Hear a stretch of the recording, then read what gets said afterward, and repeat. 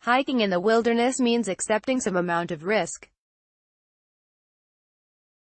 But with these best practices from folks first in search and rescue operations and trail advocacy, you can stay safe and enjoy the Pacific Northwest wild places. Hiking can be a great way to relax, get away and enjoy the natural beauty around us. But while going on a hike can literally be a walk in the park, there are some inherent risks involved when you head out into the wilderness. We spoke with Esked John Adams with the Search and Rescue Unit at Snohomish County Volunteer Search and Rescue, and Kendra Ramos, Director of Communications at the Washington Trails Association, WTA, to learn some tips that can keep you safe on the trail. Just like any sport, there is inherent risk to hiking, but there's definitely things you can do to mitigate those risks, says Ramos. Here's what they suggested. Tell someone where you're going, especially if you're hiking alone. It is important to make sure someone knows exactly where you're going and when you expect to be back. Snohomish County Search and Rescue and Everett Mountain Rescue have a handy trip plan on their websites you can fill out and leave with a friend or family member. Adams also suggests leaving information with a friend or family member that includes the make and model of the car you are driving, information on a backup route or trail that you might take if your original route is compromised, and a date and/or time when someone should alert authorities if you haven't returned. Research the trail and check conditions before you go. Before you leave, learn as much as you can about the trail, and check current conditions. WTA provides detailed descriptions of many hiking trails in Washington, including maps and current trip reports on their website, WTA.org. Trail conditions and weather forecasts before you leave. The weather can be very different even an hour from where you live, and trail conditions can change daily. Also consider things like what time it will begin to get dark, and water levels if there are streams on the trail. In Washington, where many streams are glacier-fed, water levels can rise over the course of the day. For the most up-to-date trail information, call a ranger station. WTA maintains a convenient online list of contact information for several ranger stations at national forests and parks. Pack the essentials whether your hike lasts a couple hours or several days. Having appropriate gear is crucial. WTA's list of 10 essentials that every hiker should bring with them includes the following. 1. Navigation, a map and compass, GPS unit, or even a smartphone. 2. Hydration, staying hydrated is essential.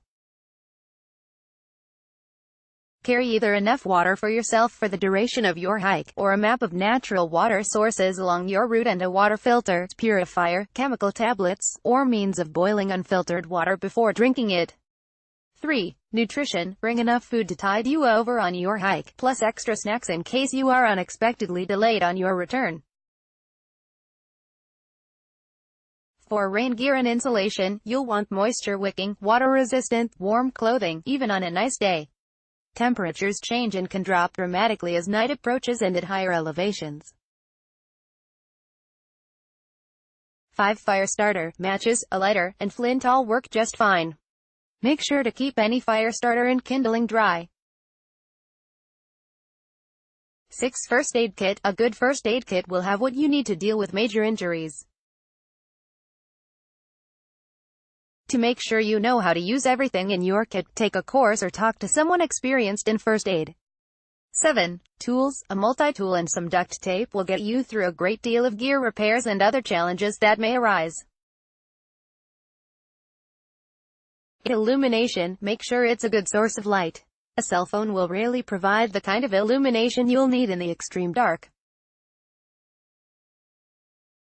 Instead, carry a flashlight or a headlamp and extra batteries. 9. Sun protection, sunglasses, especially if you're traveling in snow, a hat and sunscreen. 10. Shelter, you don't need to carry a tent, but a mylar blanket or tarp can protect you from the elements in an emergency. Consider bringing more gear. The 10 essentials will likely see you through the most common dangers, but Adams of Snohomish County Volunteer Search and Rescue suggests you also consider bringing along a personal locator beacon and a whistle.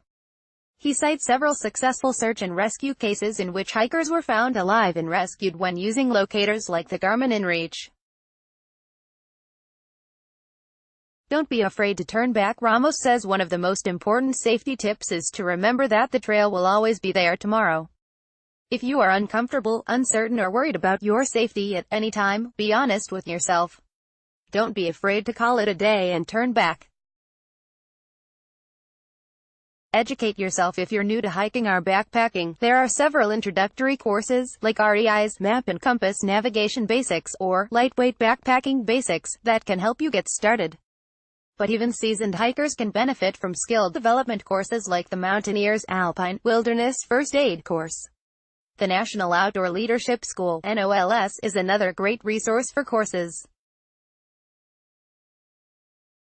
Adams also recommends joining your local volunteer search and rescue organization and taking advantage of the training they offer.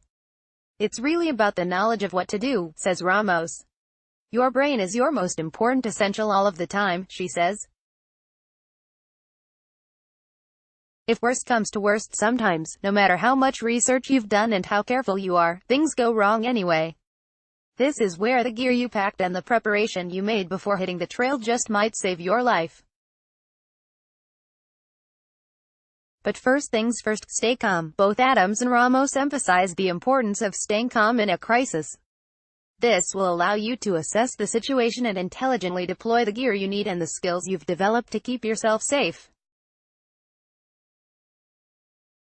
Get to a safe place and stay there. If you are already in a safe place, stay there. If you're lost, wandering is likely to take you further away from the known trail and make you harder to find. If you're injured, trying to move around may lead to further injury. If you are not in a safe place, find the nearest safe location and stay there.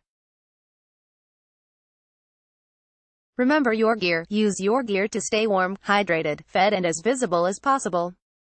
If you opted for that locator beacon, activate it. If you brought that whistle, use it. The information you left with a friend or family member will make it easier for search and rescue to find you.